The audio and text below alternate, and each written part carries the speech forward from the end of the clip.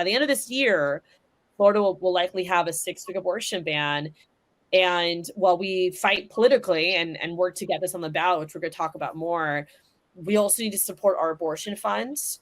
We need to really, really help amplify the clinics that will remain open.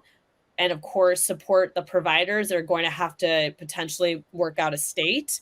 You're going to see clinics close. I mean, it's going to be absolutely devastating when it comes to just the providers and access points in Florida, because at 6 weeks, you know, a doctor, even though the very narrow exception for rape and incest was added back, it's only up to 15 weeks. And again, it might exist as an exception on paper, but when you don't have any doctors who provide abortion in Florida, the exception does not exist in real life. And so I'm very concerned that, you know, as we fight for this on the campaign trail, in the sense of having voters come out and getting enough petitions and so forth, in the interim, there's going to be very real life consequences for the people of Florida that we need to be ready to respond to in real time. Yeah, I would encourage everybody, and I always do this when we talk about this issue, find a way to give locally. For me in Broward, it's Broward Women's Emergency Fund.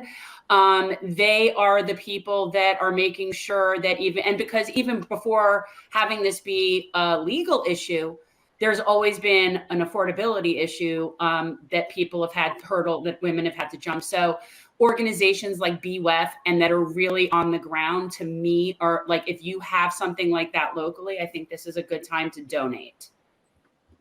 All right, that was my plug for BWEF. We're speaking with Eskamani of District 47 and Ashley Gantt of District 109. You know, the thing about this issue that has always perplexed me, and I don't even have an opinion about the issue, because as far as I'm concerned, this is a women's health issue. Men really need to stay the hell out of it. But the amazing thing about this issue more than anything else is that statistical data has shown repeatedly, nationwide polls in the red states and in the blue states, it doesn't matter. When it comes to abortion, when women are polled, it's about 3 out of 4 women believe in bodily autonomy. It is about a 50-50 split with men believing whether or not women have bodily autonomy. I still don't understand this, and I know not every GOP House representative is as scummy as Randy Fine, but I'm willing to bet that there are quite a few of them that have varying degrees of opinion about this issue, whether it is an outright, I don't think women have the right to do anything, to, I kind of agree with you on this issue, but I'm in the GOP and I have to do what I have to do. So how do you guys see this in terms of why men feel the need to really interject themselves so thoroughly into this issue? Patriarchy. Like that's what it comes down to, right? Well, yeah. And the absurdity of it all. I actually proposed an amendment that instituted an automatic child support order, and it failed, but it's coming back. Instituted an automatic child support order if a woman wanted or went to get abortion care and was told that she was past the 15, or well, when the 6 week comes into effect, the 6 week marker, to go ahead and let's go ahead and start collecting some funds, okay? Because that, I think it's absurd to me that it's a 50-50 split, but I think when men start getting hit in the pocket immediately because a woman that has to carry this child and is forced to deliver a child, she's hit automatically, immediately, financially, emotionally, in all areas of her life. And if it takes men having to get their pockets involved for them to really understand that the government has no place in telling or stripping away bodily autonomy, then we'll see that 50%. I will see a flip where it's more than 50% to advocate for women having bodily autonomy. But it comes down to patriarchy, them thinking that, well, we're not capable of making rational decisions for our own bodies. And it's about control. It is always about control, because there's no humanity, there's no empathy, there's no understanding in these policies, and there's really no logic. So it's about control and saying, you know, and I have some other theories about, the browning of the country and how that's impacting this, staunch effort to ban abortions, because it doesn't make any sense. It's not rational or logical. And so that's my take. I'll let Rep. Eskamani take that question as well. Well, there definitely, there are some common themes there that I want to pull out a little bit. So replacement theory is definitely, one of the points that Rep. Gantt is making, that there is this conspiracy theory, right? That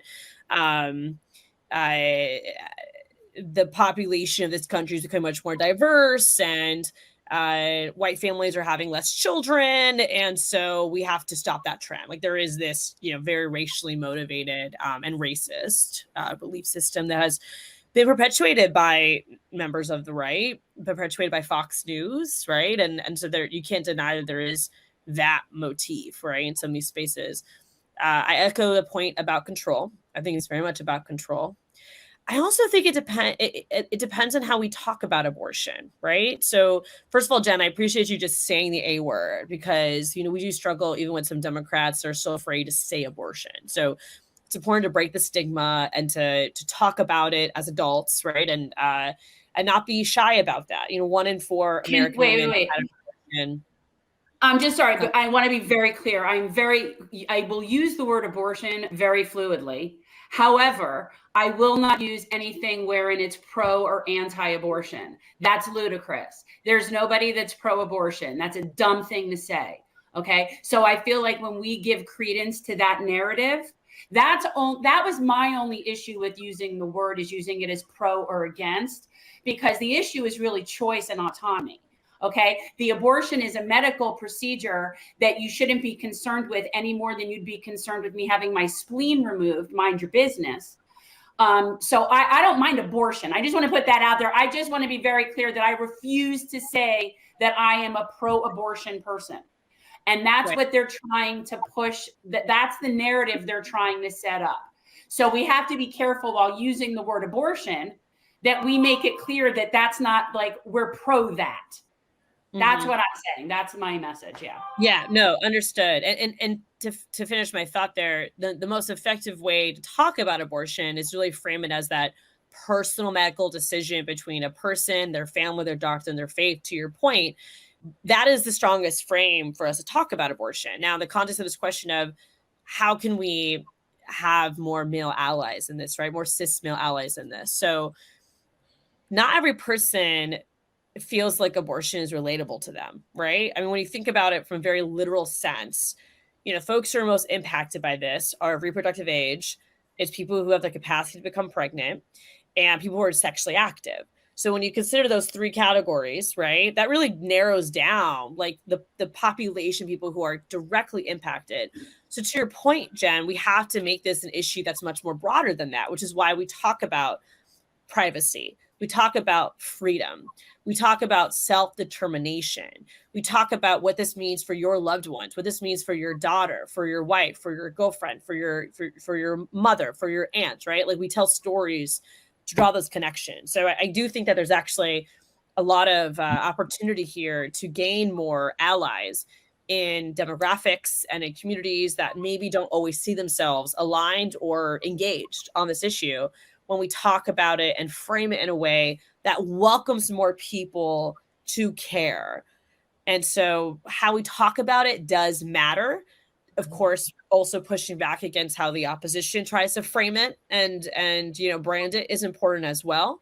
I do think that abortion is very personal, private, and we should respect a person's decision, regardless whether they decide to have a child, choose adoption, or end that pregnancy.